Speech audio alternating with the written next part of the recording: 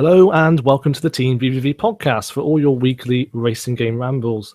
I'm Martin and joining me as ever is Kevin. Hi guys. And Alan. Hello viewers. Ed couldn't be with us because he's probably just watching the Brit Awards, I imagine.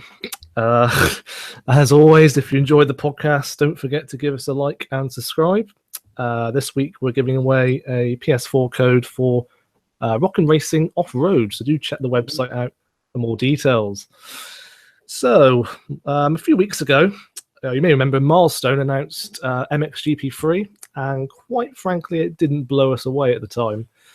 MXGP 2 was a big disappointment, and I think really a step backwards for the series in some respects. But then they released some new screenshots showing off the new Unreal 4 graphics engine and dynamic weather effects. We'll have some preview coverage on that coming soon, but I have to say, visually, this could finally be the game where Milestone realised their potential. Dynamic weather could well be a game changer for them. Who knows? What were your initial thoughts on the screenshots that were released last week? Well, I think I actually ran it on our Instagram actually, and I just looked at the screenshots, and when I saw these two new screenshots, I thought, my goodness, it barely looks believable that this is in game. It looks like a pre-rendered image. And so in terms of levels of detail, there are layers of particle effects and detail. Really impressed with the images I've seen. And I think that, I liked MXGP 1, wasn't so keen on MXGP 2. Let's wait and see what they've got for MXGP 3. But certainly from a graphical perspective, Milestone have always lagged behind a bit in terms of their polish, and even when they've had good fun games, they're just sort of lagging behind. And maybe this is a technical, leap that they need. But you just look at these images, and however you look at it, they're very impressive. Mm-hmm. Yeah, I mean, graphically, you have the weather. You got heavy rain. It looks like it could really affect the way the game plays. The way the tires are going to be slipping, I imagine. Deep grooves as well in the track surface. Lots of particle effects you can notice as well. So it really is a lot of rich goodness going on there, and if the game lives up to the graphical presentation in terms of handling sound and whatnot, then it could be a cracking package. Yeah, exactly, because it's those two areas where Milestone have been really lacking in pretty much every release we've seen for the past few years. It's so frustrating to see them get so close and yet still so far. So I think this could be the game that really changes that. Yeah, I mean, this new Unreal Engine, Unreal Engine 4, it really seems to have it really seems to be able to push the boundaries with this. I mean, I'm looking here at the screenshots and I'm seeing a massive amounts of trackside detail.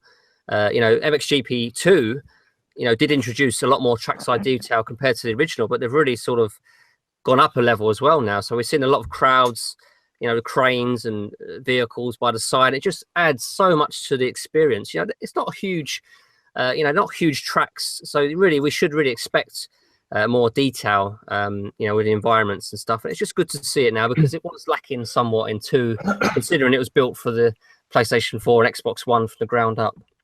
Yeah, that's what I never understood, because in some ways the original release that they ported over to PS4 was better than MXGP 2 in some ways, like the track deformation, for example. And the shaky cam as well, which we're a fan of, was missing in 2. Yep. So I hope it returns with number 3. But there you go. I mean, yeah, it looks like it's going in the right direction. It gives me excitement. I saw great strides with Milestone, with Sebastian Lowe Rally Evo, which I thought was a cracking title. Ride 2, we all enjoy, and these shots just give me that buzz for Milestone. It continues at the sort of development, and they're really getting somewhere now. And if only we get the sounds to match the visuals, then that would be fantastic. Yeah, I mean, I'll just say MXGP 1 was a really good fun game. I enjoyed that, and that when it was first shown at when we showed it at Gamescom, we got a video on tape of it at Gamescom, and they actually were trying to get 60 frames per second on the PS4 version, and they were nearly there. And then they cut, I guess it just wasn't quite hitting a solid 60, so they decided to restrict the whole game back to 30. And then, of course, on MXGP 2, I kind of felt the frame rate was even worse. I kind of felt it dropped below 30 at times on some corners and stuff like that. It was a bit choppy here and there, and it just wasn't the game that we were hoping it would be. It wasn't the step forward on the PS4 that we were looking for. So I think, certainly this time, then they've got the pieces in place, but you just have to wait and see. but we will have some videos coming up on the channel very soon. On March the 2nd, we should have some gameplay coming up on the channel. And then we'll be able to discuss it all further. There'll be some extensive coverage on MXGP3 to come. Yeah, I think MXGP2 was a bit of a rushed release at the time. You got the impression that they just had to kick it out the door as soon as possible to meet their quota of having an annual release.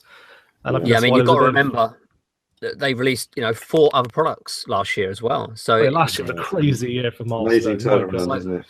It was lost almost, wasn't it, among all the other releases? So it was. I think that's why I had a bit of cynicism, I think, when MXGP3 was announced. But yeah, I mean, I must say I was surprised because I didn't expect a sequel so soon. We knew a sequel would be coming at some point, but I thought to myself, well, how can they make it special? How can they make such a how can they warrant a sequel so soon? It has to be something different. And sure enough, looking at the screenshots, they've nailed that aspect. It looks like it's very much a different beast compared to 2, and very much looking forward to this. I just hope they sort out the whips and the scrubs, because obviously a lot of people complain that it's always pre-canned animations on the previous games.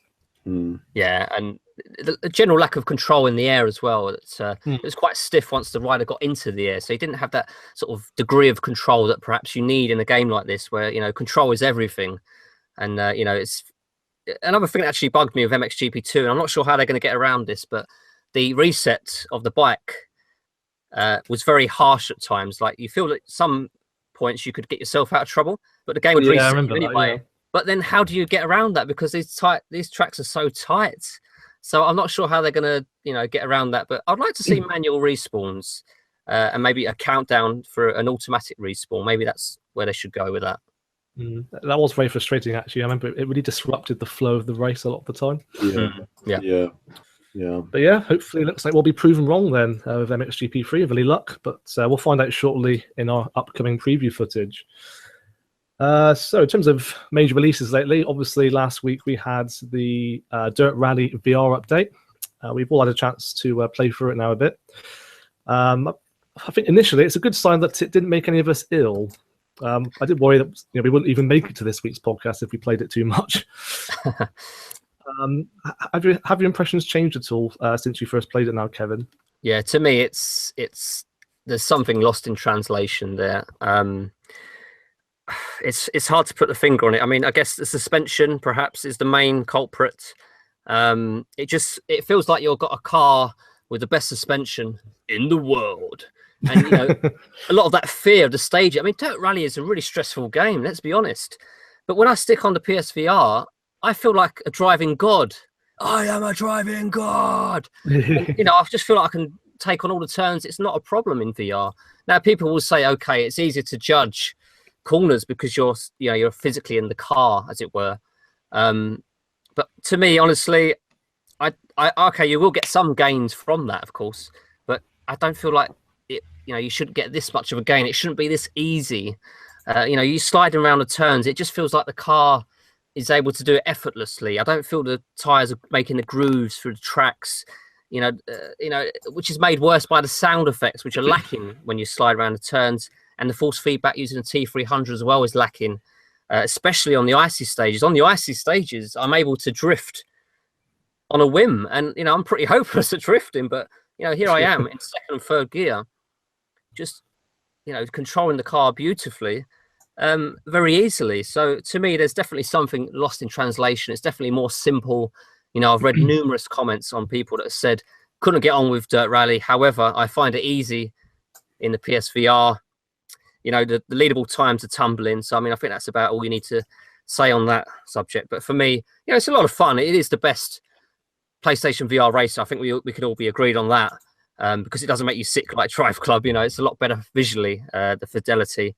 In my opinion, it is the best available at the moment. But I couldn't help but be disappointed because to me, it didn't have that level of depth to the handling. And that's what Dirt Rally is all about. Yeah, exactly. I mean, the whole point of Dirt Rally is the challenge. Yeah.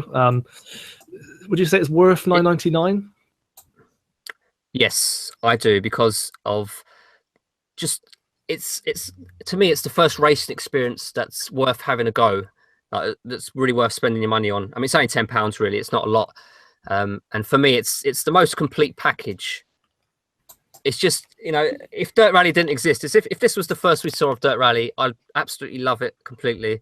But I can't help but feel a little bit let down because to me, it didn't live up to the Dirt Rally sort of Dark Souls of driving games. You know, it didn't quite have that feeling to me. That's the but thing. yeah, otherwise, it makes you feel on edge. It makes the tension is just like unlike any other rally game on the market. Yeah. I mean, how did you find it, Martin? Did you feel something similar to me? I used to play it a little bit more, but on the whole, yeah. I mean, when I first tried it, it felt like a different game. I've tried to retweak the settings. That doesn't seem to have made too much difference. I did find it more intuitive on the pad, whereas the opposite was true for the main game. On whole, the actual implementation of the VR is very, very impressive, I would say. It's certainly a vast improvement on Drive Club VR. Yes. That was just so blurry. It was. I mean, I think where Drive Club got it wrong is perhaps they sacrificed too much environmental detail for the very, the very detailed cockpits. I mean, we all love a detailed cockpit, but if it comes at the expense of the environments, that's where you're looking at the environment, and it's just too jaggy, Drive Club for me. And, it did make a lot of reviewers sick, and, it's just one of those things. But with Dirt Rally, it's so much better visually and a lot of fun as a result. I guess in terms with Drive Club VR, there are obviously more cars on track as well. Yeah, that's the key difference there. There's only one car in a rally game, and they've had to make the most of it, haven't they, in terms of that one car. I'm going to touch on the handling. I've only had a very brief go on Dirt Rally, but I too found that the handling was different. Now, I'm somebody I've got triple screens. They're full size, full scale. So the scale makes no odds to me whatsoever. This whole, you're quicker because you're sitting in the car routine doesn't work for me. I've turned up at, for example, I remember going to a games event for a racing game a couple of years ago, and they had a steering wheel set up, and people were crashing off with the steering wheel, and they said, "Oh, that's all right. You're crashing off because you're not used to using a wheel."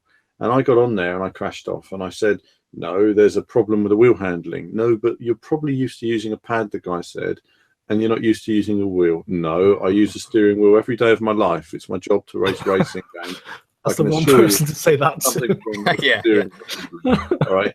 So then I said, right, I tell you what, this is what's wrong with the handling, and let's watch the next man get in there. So what happened is, when you turned in this particular game and the back end stood out, if you suddenly did opposite lock to try and regain control of the car, it would make no difference to the steering. The car would just keep turning in the original direction, sliding off. So I said, right, let's watch this guy. Now, when he starts to lose the rear end, I said, watch what he does. You can see he's immediately trying to straighten the car, and it's not working. And the guy looked at me and was like, "Oh God, oh no, when's the game out?" "Oh, it's out in a week's time.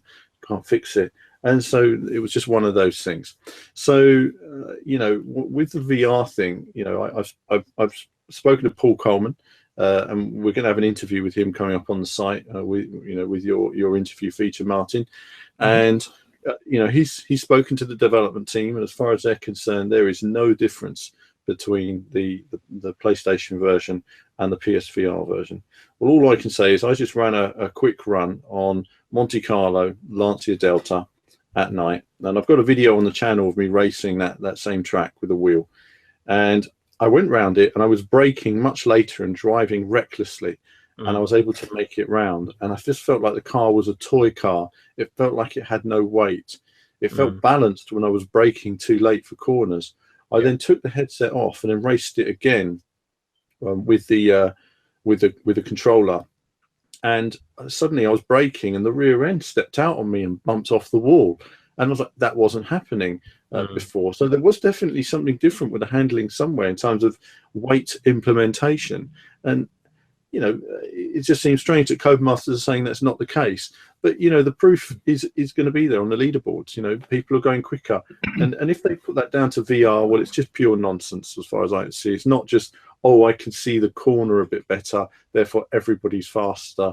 No, when you've got a nice 50-inch TV and you're sitting 10 feet or 2 feet away from it, it makes no difference to wearing VR. You're right there. You can see it clearly, how you play. I mean, I often say, people sometimes say, "Oh, you're quicker because you're using this steering wheel or that steering wheel." No, you're quicker because you've simply got more skill.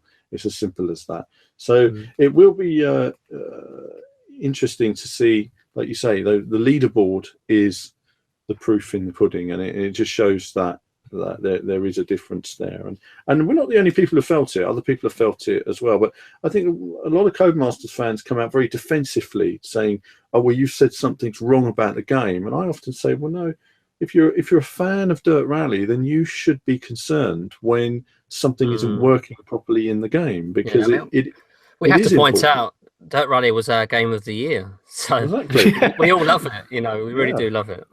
Well, that's right. I mean, Dirt Rally is our game of the year, so I think that it's not like we're there to bash Dirt Rally. But if as I said in some of the comments, if Kevin finds something that's not right, then our duty is to highlight that. We're not just going to cover up and say, "Oh, it's fine." I mean, it'd be easy for us to say, "Do you know what? It's too much of a headache. Let's not tell anyone this game is good or bad or whatever. Let's just go with general consensus." And that's not what we do. We're there to say what we see, and if we see that there's an issue, then we highlight it. But certainly there's something about it, and we'll see what comes up in the future. I will say that I was impressed with how they managed to get it to run with very little compromise in terms of the content. You've got all the stages, you've got weather effects, unlike in say Drive Club VR. I mean, granted, in Dirt Rally there isn't a lot of content, but I remember speaking to Kiloton, for example, about WRC6, about implementing VR to that game, and they said, well, how much they struggled trying to optimize all the different variables, different cars on different stages with different weather effects, but doesn't seem to be in the case for Dirt Rally. Granted, it does have half of the locations of WRC6, but even so. Yeah, I mean, I was surprised to see the Rallycross actually make it into VR because you're looking at 4 or 5, or is it actually? I think it's 6 cars in total. So that was very impressive. And looking back at the original PlayStation VR trailer, it certainly does match up visually. So I was very surprised and very impressed actually what Codemasters have achieved there. Yeah, I mean, I did find that. I mean, I was fine with kind of no kind of motion sickness in the main game. I personally felt a little bit rough after the Rallycross, doing that for a bit. I found that the Rallycross had a very small area of focus, very small. The distance was blurry. I say distance, not far distance. So it was a very small area of focus. So it's better than Drive Club for sure, but it wasn't comfortable for me in terms of the Rallycross mode in particular. And certainly that's not the mode I'd want to hang around with in. But either way, it's an achievement. But it just shows, given their skills, their development skills, it just shows how limited the PSVR is, and what an incredible challenge it is for stuff like Project Cars to even consider doing PSVR. I mean, we always knew PSVR would be limited though. And in a way, they've surpassed my expectations of what was possible on the format already. But I think with driving games, it's just not ready for this generation of console VR. It's interesting to note, though, that it does support PS4 Pro and has visual enhancements, to quote the press release. Although we've yet to see how it compares to the standard game. Although that is one of my questions I put forward to Paul Coleman, so we'll find out. We'll see what he says about that. Yeah. So on the whole, then, out of the very limited selection of racing games on PSVR, Dirt Rally is currently by far the best. At least it will tide us over until Gran Turismo Sport, whenever that decides to come out. Of course, with the news on the site recently that there's a new video that surfaced of Gran Turismo Sport running in VR, and it looks as if they're implementing a mode similar to ForzaVista, which probably isn't that surprising, I have to admit, but either way. There's not a lot we can say, really, is there? No, exactly. That's it, yeah. I was just trying to think what they announced before about VR. Well, I don't know, but all I know is that we saw the one car on the one track mode that they showed last year. The tour mode, that was it, yeah. And I think ForzaVista, well, you can look at the car from any angle. Oh, that's a nice car, isn't it? That's a nice car. It's almost like Kaz & Co. have gone to a showroom and they said, wouldn't it be good if customers could buy cars in VR? And they can look at the car from every angle. And you just kind of feel like it's just promotional material. So it reminds me of Vision GT. It's like another marketing gimmick. Another marketing gimmick, yeah. Like the photo mode. You can see your car looking beautiful from many locations. And I just think, oh, really? And that's kind of what it feels like to me. Like the car industry is just, they're so in bed with Gran Turismo at the moment, despite the fact they don't release any games. But you know what? That may all change in the next few years. I mean, we'll just have to wait and see what happens with Forza and with Project Cars 2, because if they eat into the lead of Gran Turismo, then you could gradually start to see things changing. I mean, they're definitely looking at the achievements made by those other development teams. So watch this space. I mean, personally, I'd love to see the VR sort of ForzaVista mode, if you like, because I love that sort of sense of ownership, and I love to sit in the cars and have a look around as if I'm really in the car. But I'm praying that I don't see a transaction button, like a mega transaction, buy a car in real life now for £40,000. You know. Yeah, it does lend itself well to VR, I must admit. Every time I play Drive Club VR, I spend more time just sitting in the car and admiring the detail in the interior than actually racing. So you go a bit Chris Evans on it, do you? Kind of. But it's a bit worrying though how limited GT Sport's going to be in VR. I mean, apart from that, there's nothing else really on the horizon at the moment in terms of PSVR racing games. No. I mean, we'll wait and see. I mean, Redout might have a go at trying to work in VR. That's something. Yeah, I'm assuming WRC7 will have some VR. Well, it depends if they can get it working. I mean, it's been an incredible. The thing is that Dirt Rally runs at 60 frames per second as the base game, so they've had to improve by 30 frames per second. WRC will have to improve by 60 because it only runs at 30 anyway, barely 30 to 40, because it was a bit of a variable frame rate. They need to get WRC7 locked at 60 frames to have a hope of running PlayStation VR with any kind of detail at 90 frames per second.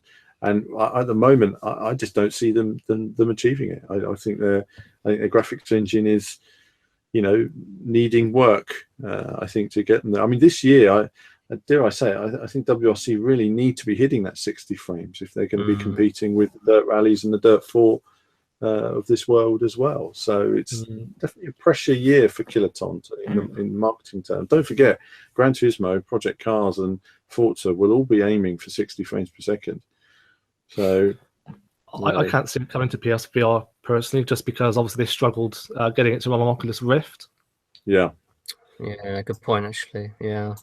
I mean, like I said, because there's so many different locations, you've got 14 locations. They seem to struggle to get it fully optimized for every stage with every different type of weather condition. I mean, a thing like that is going to be a challenge every single year, isn't it? In a limited development time, so maybe we'll never see it for WRC7, WRC games in the near future. No, I feel lucky to have actually played it in VR in that sense, because it might never be released. Oh, there you go. Yeah. How was it? I mean, was it really bad or? The first time I played it, I was on the roof of the car. Right. Okay. That tells you anything. They didn't sort out your seating position properly then in the car. No, not initially. No. Happened to me in the rally. I had to press the start button because I was hovering above the car. Yeah, it's in the video actually. So. I had a race like that. I actually did one race where I was hanging my head out of the car door and driving. I drove the whole race from hanging my head out the car door just for. I don't know why really. I was just. I did that in the video too. Yeah, I just thought, oh look, I can see my front wheel. That's pretty cool. That probably didn't do me any good on the motion sickness afterwards. But no, I did feel a bit dizzy if I remember after playing it. But I think at that point I wasn't really used to VR, because bear in mind this was just before the PSVR headset came out. Yeah. But they're struggling to get it running on every single stage. That's the trouble. So I don't think it's going to happen personally. Well, I will say one game. I mean, one game that I am looking forward to in VR is Ace Combat 7. Because Ace Combat 7, I mean, if you enjoyed Star Wars, the VR experience, I wanted to live in that game. It was so good. Yeah, well, if you enjoyed that, I think you're going to love Ace Combat 7, because the VR experience is right up there as one of the best experiences on the PSVR yet.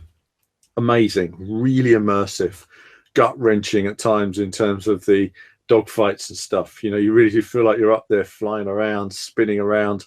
It's pretty intense. You're trying to focus on your graphics and your HUD, because if you start turning your head too much and seeing the ground spinning around underneath you, it can make you feel a bit woo. I remember in Star Wars they limited the controls, didn't they, in the cockpit to prevent you from doing that. Oh, this doesn't. You can do that in Ace Combat. This has got full-on Ace Combat controls. So you just turn, you'll turn on your side, you'll turn upside down. You know, you've got your yaw controls and everything like that. If you ever played Ace Combat, one of the big fun things about Ace Combat is just spinning around and chasing enemies. But when you're doing that in VR, it's really intense. But it felt like, you know, it's flying along. I mean, you start off this demo where you're the first thing you see is your jet before it takes off, just like the X-Wing. You see it in super detail, and then you climb into it, and then it goes up on the lift up onto the top deck of the aircraft carrier, and there's lots of people walking around, and the jet beside you gets waved for takeoff. You see it take off, and I'm looking around and see a ship and other ships in our fleet and all that sailing there, and then he waves me for takeoff. So you press down, you hold down the accelerator, and then it launches, and as soon as you go off the end of the deck, it does a nosedive into the ocean, so you got to pull back to get the, you know, really give it some power and, you know, get up there. Then you're following your wingman. He goes through a cloud, and all this vapor hits the craft, and you've got all these water droplets streaming over the outside of the canopy. It's really authentic. By the time you come through the clouds, you're a few thousand feet up looking down, and you're thinking, wow, I'm really in this aircraft. And then all of a sudden it's like something out of Top Gun. You've got these enemy fighters suddenly flying past you, and we're in a dogfight. And it was a great experience. And I think it's something to look out for, definitely. Really impressed. That sounds intense. Something's the word I'm looking for. It was very, very intense. It was one of those situations, dare I say, it's a bit like Star Wars. You know, there were times I played that Star Wars demo, I've taken the headset off afterwards. You know, you have that kind of PSVR heat. You're kind of very warm afterwards, and you're like, "Woo!" That was a heavy experience. It's one of those experiences. There was a moment when I was trying to chase a jet, and I was going into this like mega spin, you know, and it was like Baumgartner coming back to Earth. Everything was spinning. And I was thinking, oh, I can't keep this going. I'm going to feel rough in a minute. But I was just focusing on the little arrow pointing to where the enemy was, and I was just thinking, focus on that, lose the rest of it, and I'll be all right. But I got through the demo okay, but I reckon it could be quite intense in the final game. But either way, stuff in cockpits, I mean, there's not enough. There was a game years ago called Thunderhawk, which was released on the Mega CD and the PlayStation 1. It was where you're in an Apache helicopter. And I just thought how awesome it would be to release something like that now, flying around in Apache, blowing stuff up in VR. It would be amazing. So, yeah, the sort of military craft stuff is ace in terms of VR stuff and cockpit stuff in general. Question is, obviously, DiRT 4 on PSVR, whether it's at launch or later on after release. Yeah, it's interesting that, because they said that they want to wait until they see the reception of DiRT Rally. So one of us how much it sells. Again, it's one of the questions we've positioned. We've asked Paul Coleman, so we'll find out what he says about that. But I'd be surprised if it doesn't come to PSVR in some ways, at least not later down the line. Part of me thinks I wish they spent the resources adding more content to DiRT Rally. Yeah, I think you know, maybe it might even be a case that they did consider releasing some of it as an extra DiRT Rally or DiRT Rally 2 or extra stages to DiRT Rally. And then thought, well, we may as well make an extra game out of it. I mean, that could have been a discussion that was had. I don't know. I mean, we'll just have to wait and see. It does raise the question, though, for Codemasters in the future, though, you know, are they going to be able to do anything with Formula One in VR? You know, that's going to be another mighty challenge that it seems like they can. I mean, it runs at 60 frames on the base system. So in theory, they may be able to do it perhaps but they can't reduce the field because the license will say you've got to have all the cars in there. I was going to say, surely not the full grids. So it's got to be a full grid. So it might be a no-go on PlayStation. It's kind of all or nothing, I think, with that. It is. That's the licensing deal. They're going to have to do the whole race, and it might mean that some features have to be turned off. So, you know, it could be a bit more bare bones when it comes to PSVR on F1 if that happens. Yeah. We'll have to wait and see then what direction they go in. But one thing we do know is that in the case of DiRT 4, they're dropping the, as they put it, Dudebro kind of vibe, which I think is a relief, frankly. It did get a bit tiresome after a while. Yeah, I Being mean, constantly bombarded by extreme sports personalities. I talked about somebody about that today. I quite like. I mean, for example, I really enjoyed Dirt 2, and I really liked Dirt 2. I think they went a bit too far in the Dudebro selling. I mean, it was hardcore selling Ken Block and that whole Dudebro stuff at the time, and now they've changed the style. So obviously, it's not appropriate now. The world has changed in that sense. But I think it's good that they dropped it. But I still like a bit of a colourful look at times to it. Give it a bit of I don't mind that so much. It's more just the voiceovers that got on my nerves a bit. No voice bothers me as much as your PR man in Forza Horizon.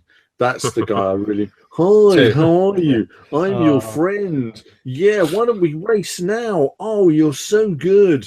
Oh, look, shut up. I mean, he's the guy I really don't like. And Forza Horizon 2, yeah. I mean, it was a PR manager basically in a game, and it was just so like, really, really put me off the game actually.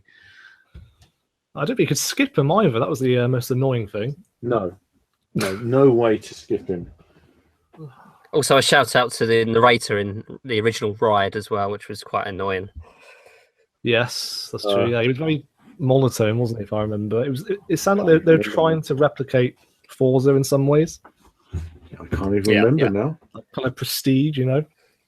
Hi, welcome to Ride, the ultimate riding simulator. That kind of stuff. Oh yes. Well, they always like a well-spoken, like the Forza Motorsport voice. Welcome to Forza Motorsport 4. They do like their well-spoken sort of English Shakespearean sort of pronunciation. You want to keep people going, but not horrible PR stuff like you had in Forza Horizon. Please change it for Forza Horizon 4.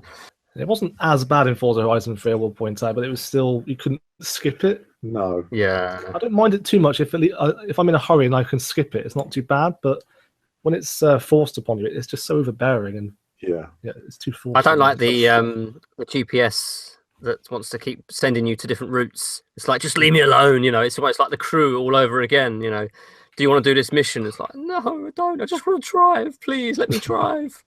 Yeah, that's true. Oh God, don't get me started on the dialogue in the crew. That's probably some of the worst voice acting I've ever heard in a racing game. But yeah, on that note, we should probably do some racing game news. So where are we? Forza Motorsport 6 has had some new eSports updates at last. It's had some new very long requested features, like you can now manually order the cars on the grid. I can't but feel like it's almost as if they're playing catch up to Project Cars 2 now that that's been announced. Yeah, well, I think Project. Yeah, no, I think that there's lots of features in Forza that they haven't had. I mean, there was lots of. I mean, you couldn't control how many laps you wanted in a race. When you were racing, you couldn't race cars from the same class, or you couldn't control what cars were from what class or stuff like that as easily. So you ended up having to race multi-class cars. I mean, there was like times in the past when I was racing the Formula One car, had to race with other cars that were just not appropriate to race against. So there's been little things over time that they've taken time to get down, and I think it's the sheer amount of options that Project Cars have included. Even take something like you'll have seen on the Forza Motorsport video I released a couple of days ago that people have commented on the lag. I can assure people that my lag is not that bad. That if you look at any videos of people who have recorded over the shoulder Forza 6, you'll see massive steering lag in the game. But you can't remove the steering wheel. There's no view where you can change your cockpit position or move closer to the cockpit. These are things that have been in Project Cars. Everyone's had in games for some years, and Forza are just so slow at adapting or listening, and they're going to have to now because Project Cars is going to make them. And this is where competition is good for the market. Oh, absolutely. I mean, let's face it, Forza and Gran Turismo have been, pretty much on their own for the last few years in the console simulation market. So the fact that we have games like Project Cars and Assetto Corsa stepping up the standard is going to be a good thing, like you say. Yeah, absolutely. Yeah, not really much more we can add on that, to be honest, I don't think. While you're looking at the news, Martin, I'm just going to pick up on something, actually. I watched the Digital Foundry video this week about Need for Speed. And it was an excellent video, actually. I thought I'd talk about, because they released one a while ago on Daytona, and they released this one on Need for Speed. Should it be called Road and Track Presents The Need for Speed? Well, it is. They go into that. I mean, now I played Road and Track Presents The Need for Speed when it first came out. And the whole idea of it was most of us will never drive, or, you know, this is before the internet, okay? Most of us would never see a Porsche or a Ferrari or whatever. You'll never get to drive one. You know, never get near one. So the whole idea is that you got this game where it was like a simulator. You'd go out for a drive in this car, you'd go over the speed limit, and a cop might chase you, or you might just have a drive against an opponent or anything like that. It was incredible for its time in terms of graphics. It really was mind-blowing on the 3DO. And then, of course, they released it for the PlayStation, and they turned it more into an arcade game on the PlayStation. And then there are a lot of people who like Need for Speed 2, which I think is trash. I remember playing Need for Speed 2 and saying, what is this trash? Graphically, it was poor. It was a big step backwards. Need for Speed 3, they started to bring it back again. But it's a game that, for me, in Need for Speed has completely lost its identity over the years. You know, I hear people saying that Need for Speed Carbon was good, and I think, no, it wasn't good. Most Wanted was good, and then Carbon went downhill. But people only know what they've played. And so it really doesn't have an identity anymore. But it was interesting looking at their retrospective, which looks very much at the first Need for Speed. It looked at it on the 3DO, and then the conversions to the Saturn, the PlayStation, the PC, and just what they were doing at that time in terms of graphics to push the envelope. And it really was a technical marvel. One of the things I liked about the 3DO version was there's this guy who would talk to you in videos, and he was just a really sleazy dude, you know, but yet funny because he was so sleazy. It worked. And he was that personality. It was a very 90s thing that they'd have this sort of thing in some video games, FMB. And they took a lot of that out in the future games. And it's probably no bad thing, but it was a thing of its time. But it was a really nice retrospective by them on it. Well worth having a look at. And it's, you know, for me, it sort of reminded me of just how amazing that was. It would have, the only thing that sort of took a bit of shine off it was the fact that Ridge Racer came out on the PlayStation around that time as well. Ridge Racer really did blow our socks off. But you know, when it comes to the 3DO, Crash and Burn, Road Rash on the 3DO, and followed by Need for Speed, it really was an amazingly exciting time for seeing games move forward and texture mapping and everything else. And yeah, it was a good video and good to see. You know, and we've got a video coming next week. Our retro video this week, of course, was Formula One, but next week it's going to be Ridge Racer. And I'm just going to, before that video, I'm just going to show people what state-of-the-art graphics were to me in terms of the 5 years leading up to that, because it's very difficult for people to truly understand now that, you know, when we're talking about vector graphics, which is wireframes, to move from that to polygons and textured polygons, it really was an unbelievable step forward from what the Amstrad and Commodore and Spectrum were capable of to PlayStation at that time. That's the thing of retrospective. You have to put yourself back at that point in time. That's it. And compare it to what else was on the market. That's it. A lot of young people don't do that. You know, they can't do that because they can't know what it was like before the internet. It's like Need for Speed. That came out before Gran Turismo, when licensed cars were actually a rarity in racing games. You know, that was a big deal. Yeah. Before that, it was just, I think it was just Test Drive, was it? 1 and 2? Test Drive. There was a handful of titles, odd licensed titles, but there wasn't much in the because the mainstream ones like that. And also because what a lot of companies did was, because they were 2D games, they said, well, it doesn't look like the real car, we can get away with it. So they would take a real car, they'd draw it, and then they'd alter something on it and say, well, it's different. Now we don't have to pay for the license. So that's kind of how, you know what car it is, but it's not really that car. And even Sega, I mean, I was saying on Outrun, you know, they got away with using a Ferrari without having a Ferrari license, you know. So there was a lot of little things that people got away with in the 80s that you never get away with today, you know, in terms of car licensing. But it became a lot more complex.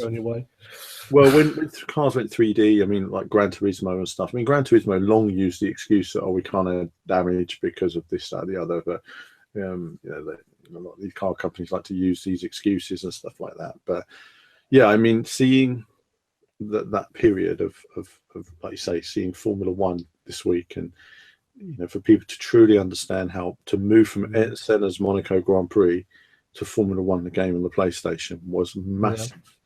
To have real circuits that had some semblance of reality to them, compared to the crappy 2D stuff that we were playing with before then, it was absolutely massive. It's a bit like my love for the original Driver game, for example, because back then I was playing the 2D Grand Theft Auto, and I saw a demo video of Driver, and I was like, wow, 3D cars and crashes and destruction. I just couldn't believe it.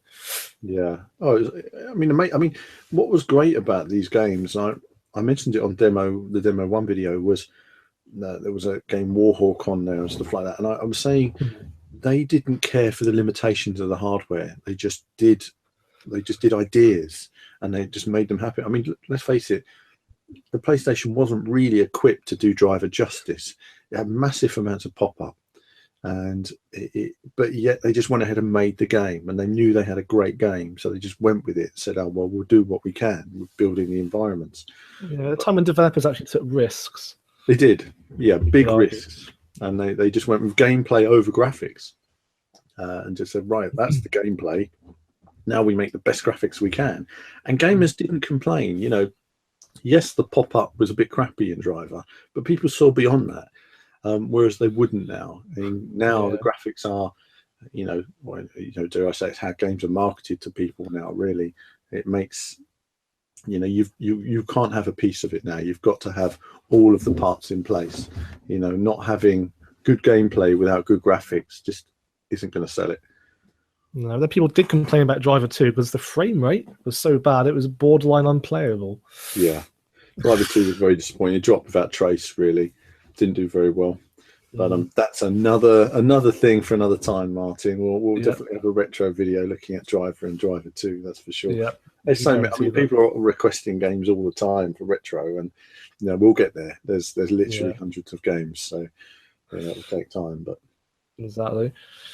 Right, so in terms of upcoming new releases then, we had the announcement that Tabletop Racing World Tour is finally coming to Xbox One. What's that, like 10 months after the PS4 release? Interesting, they're bundling all the DLC together, which is good. It's going to be priced at $11.99. So in terms of the amount of content you're getting in that package, that's, I would say, a bargain, to be honest. Although granted, we did get it for free when it first came out on PS4, but regardless of that, I'm glad, to be honest, that they're releasing it before Micro Machines. That was one of my worries, because obviously that's coming out in April, and if Tabletop Racing World Tour came out afterwards, it probably wouldn't have had a stronger chance. Yeah, it's fair to say. It's strange we've not seen any Micro Machines yet, really. I mean, I would have thought we'd have seen a bit of it, but they're being very coy at showing any of it. We've had no gameplay of it yet, whatsoever. No. So it really is a nice. I think there's a nice void in the market there at the moment for Tabletop Racing World Tour on Xbox One, at least. And of course, it was our indie game of the year. Yes, it was. Yeah. So I hope it gets the attention it deserves on Xbox One when it gets released. I'm sure it will at the moment. Yeah, I'm sure. Because as it's out of the way of Micro Machines, you'd hope so. But yeah, well worth picking up if you've never played it before. And I think that's about it for the racing game news of this week. Unless I've missed anything. No, it's not been the busiest week, has it? This week it's pretty quiet. No. But there's so much coming. It seems that everybody's holding it back. It's that quiet month of February, and then suddenly it's going to all explode with all the new trailers and everything we've got coming. My goodness, it's going to be busy. But there's a lot to look forward, isn't there? Flat out. Yes. Micro Machines coverage, MXGP 3 coverage, and other stuff as well. So it's all going to kick off very soon. Absolutely. Right, I think it's time then for our Q&A this week.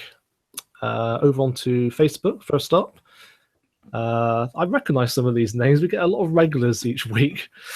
Ian McNelly says, what sort of feature do you think should appear more often in racing and driving games? For me, it would be a track or checkpoint race creator and a replay editor, both of which are in GTA 5 but appear very rarely in other games. Good point. Well, for me, replays is something I'm always going on about, and I think it would be nice to be able to do more as a YouTuber. I've always said, give us more replay controls, and also, for example, Milestone, they had a really cool system in MotoGP 14 where you could do these awesome slow-mo replays, and I made a video called Slow-Mo Sunshine or something about MotoGP, and it was brilliant. Really nice slow-mo images. You can't do that now. I tried to do it with Ride 2 by sellotaping the trigger down to the right point to hold it there, but there's no way to do it with Ride 2. I couldn't do anything like that. So they took a feature out of their games that for me was essential to make really cool videos on YouTube. And so I think replays, I always say to people, Gran Turismo, the heritage was built on replays, because that was the first game where I watched replays and was like, wow, look at that. It's like TV. So, that was a game that was built on replays, and they still build themselves on shiny looking cars in replays. Besides that, I think, we've lost split screen gaming. I think it's something which I think it's a shame it's gone, because I think 2-player split screen is always interesting. I was playing this weekend Trackmania Turbo with Double Driver, and that was a lot of fun. Double Driver because Trackmania is one of those games a bit like Trials HD, where you're like, right, 3 goes each, who's the quickest, right? And you do something like that on Trackmania, and it's really addictive, because you're like, no, restart, no, I crashed on the first corner, no, that doesn't count, restart, and you end up having 10 goes each. And then when you play Double Driver, you can both play it somehow. It's like the car's driving itself. It was very bizarre. But I think that. So I think more multiplayer mode, like you say, better replay helps certainly with YouTubers and stuff like that. Course creators are always a welcome feature if they're done right. But increasingly we need more complexity than they're willing to provide in some of the course creators, and you don't want a course that ends up looking really bland compared to the other courses in the game. So that's my view there, Martin. What are you thinking? I was just thinking, you say replays and all that, and those are features we used to take for granted years of that. It's so depressing. For me personally, I'd probably say vehicle damage. Yes. Considering the power of the current gen consoles we got, I was hoping that by now we'd have more advanced damage modeling, but it hasn't really taken a step forward. But of course, we'll have to wait and see what Wreckfest can deliver on that front. But that's certainly an area I've been wanting to see more of, and just generally more arcade races. Not enough of them. No, there's not. Is there? We've all gone sim. Well, it's not real. No, let's just have an arcade game where cars are crazy fast and things are happening, and we like I say, like Blur, like Split Second. We've got Flat Out 4 coming soon, so that might fill the void. 4, but it's not a big production arcade game. No. Is it? I mean, that's why I just love to have seen a Split Second game with modern tech, massive, great big buildings collapsing and all that sort of stuff. It was so ahead of its time, such amazing graphics for its time. It was just locked at 30 frames and everything, but I'd love to see it, running on current hardware. But sadly, it's not going to happen. Blur as well, Any features for you, Kevin? 2 really, and that's decent damage modeling, as you've said, and more VR implementation, really, because I thought this generation would have a few more titles in VR by now, or at least upcoming titles, that is. And we're getting a very slow sort of trickle come through, and a very hit and miss. Like we had Moto Racer 4, which was very much a miss. Drive Club VR in some respects also a miss. Other side, we had Trackmania Turbo, which had to alter the tracks to actually give you an experience that perhaps didn't make you feel ill. So really, we only have Dirt Rally as a true sort of VR experience. But even then, there's question marks over the handling, as we raised earlier. So I want to see more VR racing games and some decent damage modeling, which is sorely lacking even in the biggest titles. Exactly. Next question then. Faris Sharabati says, Polyphony never mentioned a release date for GT Sport. Yeah, we know. That goes without saying, I think, with Polyphony. What is the best release date you can think of? That is the question, really, isn't it? When will GT Sport be released? The most commonly asked question in the racing game genre right now, probably. Yeah, I mean, there is no way to predict. I mean, the estimation right now is for late summer this year. You know, September maybe, something like that. That would be the current estimation. I expect that we'll get the release date at E3 in June. That's probably when we'll get the release date for it confirmed. Probably on stage, they'll show a whole bunch of new stuff and say it's coming out. But the thing with Gran Turismo is, and no release date is set in stone, you know, and it might fall into next year. You know, knowing Polyphony, what will happen is they'll say, oh yeah, it's going to come out that day, and then they'll see a feature or they've just watched the Project Cars presentation and thought, oh God, look what they've implemented in Project Cars 2. We'll have to add that. The game's got to be delayed, and that's probably where they're going right now. I mean, as I say, I think they spent 2 years twiddling their thumbs, wondering what they were going to do in the office. You know, I would say wait until E3 for the next release date. Yeah, I mean, let's wait until E3 and then we'll have an answer. Yeah, but I think until I physically hold it in my hands, I will not believe it's ever coming out. No. Let's face it. Matthew Withers says, what racing games are you looking forward to at the moment this year? For me, it's GT Sport. Oh my God, someone's actually said they're looking forward to GT Sport. That never happens. Well, you know, I mean, like you say, we're all going to play it to death and we're all going to enjoy it, I think, loads. I mean, don't get me wrong. I mean, you know, I'm not critical about the game. I'm critical about the way the development's been handled. And, you know, as I say, I don't think that side of it's been handled very well in terms of timing. But, you know, I played it. It was fun to play. And I'm sure, you know, we've seen how polished it's going to be. It's going to be something we're all going to spend hours of our life on. But, you know, I think, as I say, it just depends on the competition and how it stacks up. Yeah. I mean, in terms of what we're looking forward to, I mean, we've kind of covered that already in previous podcasts, but Project Cars 2 is definitely up there, I think. It's fair to say. Me personally, obviously, Wreckfest. Anything with destruction in it, basically. But yeah, we've kind of covered that before, haven't we? Right, next question. Adam Lee says, Motorstorm, thoughts, favourite. Will we ever see anything similar again? Maybe one day. Watch this space. That's all I say right now. Yeah, we've speculated before that obviously Codemasters are now Evolution Studios are now working with Codemasters, so there is a possibility we might see something similar to that with their new IP. Yeah, But I mean, Motorstorm, I absolutely loved it. When I first got it on PS3, that absolutely blew me away. It was the perfect launch title in terms of showcasing the capabilities of the console.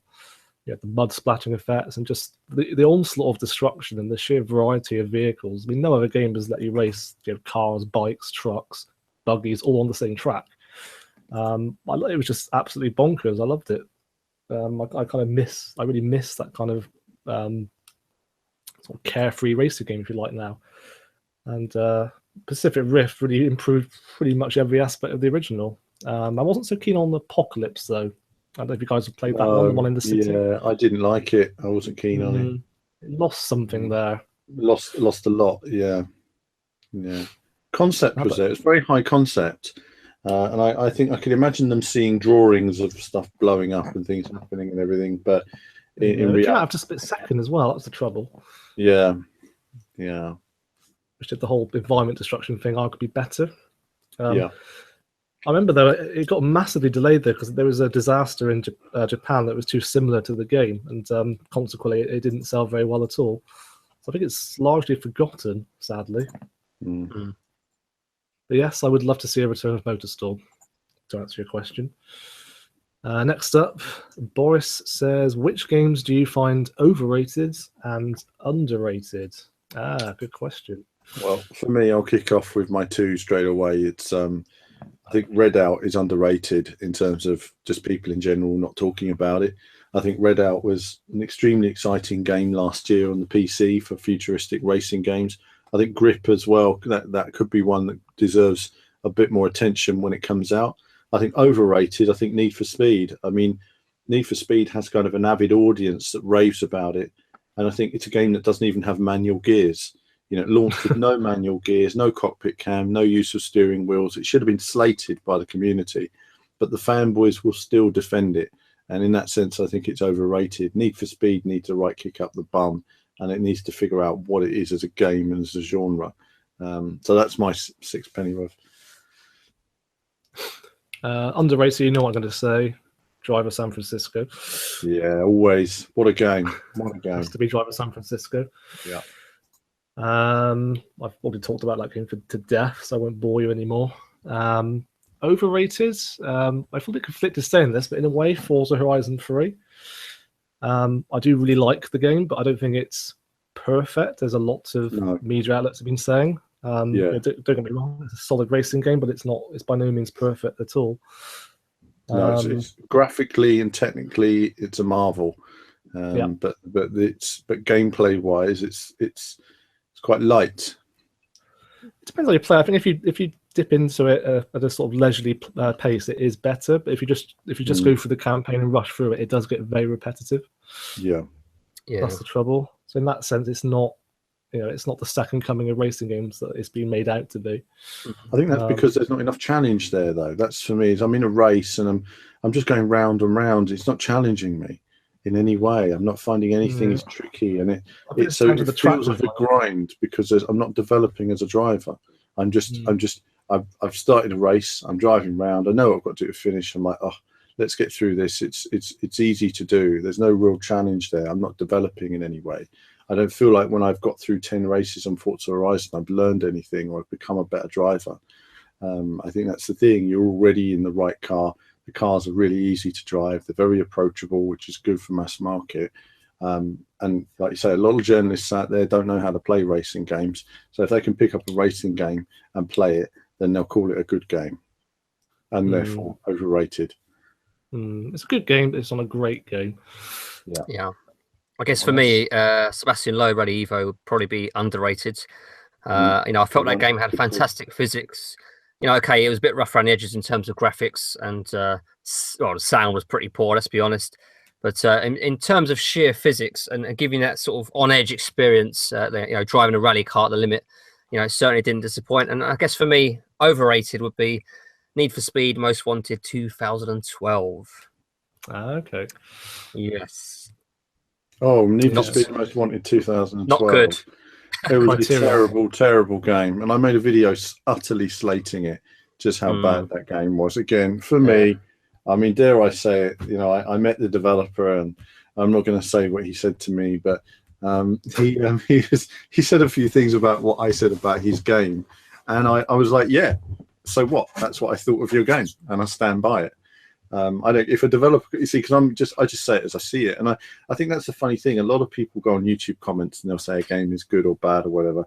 Yeah, you don't have to meet the developers face to face. I do. And when I say a game is bad, I will end up meeting them, and I will have to tell them face to face your game was bad.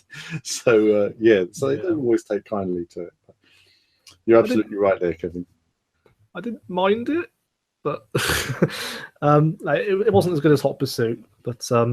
It could be better in some respects, but yeah, Hot Pursuit for me is probably the last good Need for Speed game, in my opinion. Although Rivals wasn't too bad, but it didn't really offer anything new. Next question. Steve Wood says, what are you most excited about in Project Cars 2? Everything. I mean, for me, on that one. There's so much to look forward to in it. I mean, they haven't shown much of the off-road stuff yet, but I think for me, I'm a big open wheel fan, so I'd love to see what they're going to do with IndyCar and racing full IndyCar seasons. I'd like to see a lot of the open wheel cars that they're going to have, some of the new races and competitions there. I think there's some exciting features to do with the online mechanics that sound quite engaging as well. So you're racing people who are race the way you want to race, and we've not had that in a console game before in terms of that kind of matchmaking that actually works in terms of clean racing, so we can actually all go online again and not get taken out on the first corner every single time. So I think there's exciting features like that. I think for me, no, there's been no confirmation of it yet. We've got to have multi-class racing in Le Mans, And I think running a multi-class race at Le Mans with Ferraris and Porsches, it's going to be amazing if they can achieve that, you know, because you're going to be racing around in a prototype, overtaking all these cars and everything. I mean, there's so much potential there if they can get that right, along with the fact that mixed weather conditions, and on a circuit like Le Mans, for example, or Spa, to think that you can have wet weather on one part of the circuit and dry on the other, you know, that's going to really change races in the last couple of laps when you're on either or tire. I think it just, you know, adds a whole new element. I'm not certain on the whole wind thing yet. That's the only thing I don't fully understand how that's going to impact on the game, but we'll wait and see. I think for me, it's just the sheer variety of tracks you can race on, because so many racing games get the balance wrong. They have too many cars and not enough tracks, whereas Project Cars 2 seems to get the balance just right. There's more cars than ever, and the most tracks in any racing game on console. So yeah, lots to look forward to with Project Cars 2. I think that's going to be the one to watch this year. Finally on Facebook then, Peter Hugzuk says, any news on Test Drive 3? No is the answer to that. No, bluntly. unfortunately not. They've announced it, and that's all we know. They haven't released any screenshots, no videos, no details. It's just all we know is that we don't even know what developer's making it, do we? No, that's true, actually. Yeah. It's one of those games that I think we'll know more of in a year from now. Ask us in January 2018. I think we'll know more. But between now and then, I don't think we're going to know anything now. No, exactly. And on Twitter, just one question from James Allen. He's asking, any motorsport venues, either active or historic, that you feel are undeservedly underrepresented or aren't featured at all in racing games? Right. Well, I would like to see the Adelaide circuit used more. It's in F1. It was a great F1 track, and it's a shame we don't go there anymore. It's hard to think, really. I suppose you really have to go through sort of classic Formula One circuits. There's a whole bunch of circuits they don't visit anymore. The Kyalami, something like that. You know, great circuits that aren't used. I mean, some of them do appear in games like Race and Racing Experience. You've got Zandvoort, stuff like that, which is still great, 70s F1 track. So there are tracks out there, and I think there's probably a few knocking about here and there in the UK, you know, that don't get the you know, Thruxton, stuff like that don't really get used in racing games the way they should do, because they're a real challenge. And I think it was nice to see Cadwell Park, for example, used in Project Cars. It was unusual to see a circuit like that used there, and that should be in Ride 2, a circuit like that as well, really. But yeah, there are a few. I would say it's one of those things that you'd really need to sit down and look at the history of tracks, though, and look at, you know, which ones are out there. But certainly that more variety of classic circuits. There are great tracks out there that are ignored, and so much effort goes into, you know, we keep hearing people talking about Suzuka and all that. It's not going to be in Project Cars 2 because of licensing. They're charging too much money to use Suzuka. And I think to myself, yeah, exactly. There's loads of other great tracks out there. People only talk about the tracks they know right now. The tracks are already in other games. It's boring. Let's find these old tracks that are out there. They could spice it up a bit and add a bit more originality. So no, it's a good one. But yeah, I mean, those are a couple that leap to mind. But it's one of those that really requires some thought and some research. Absolutely. Yeah, personally, I'd like to see more fictional tracks make it into racing games as well. And we kind of touched on this last week, but you get to a point sometimes where you are racing identical tracks in each racing game. Absolutely. Yeah. If you go back to Gran Turismo, the original fictional tracks really defined the game, and nothing's really matched it since. No, it's a shame we don't get enough fictional tracks in games. I mean, you know, I don't know why it's all about real licensing and real tracks, because, I mean, if you look at Project Cars again, I think, you know, they had sort of their sort of fake formula cars, if you like. It doesn't matter. You know, if you design a good car and a good track, people will race it. So it's something which now everyone feels that everything needs to be fully licensed. But I would like to see more well-designed, tricky to drive, far too risky for real life, maybe, circuits. Yeah, exactly. yeah, that's it then for the Q&A then, and also this podcast, I think. Anyone else have anything else to add? No, that's it from me. Right, yeah, that's it then for this week's podcast. Do keep sending us in your questions for the Q&A, and we'll do our best to answer them. But until then, we'll see you again next time. Bye for now. Bye.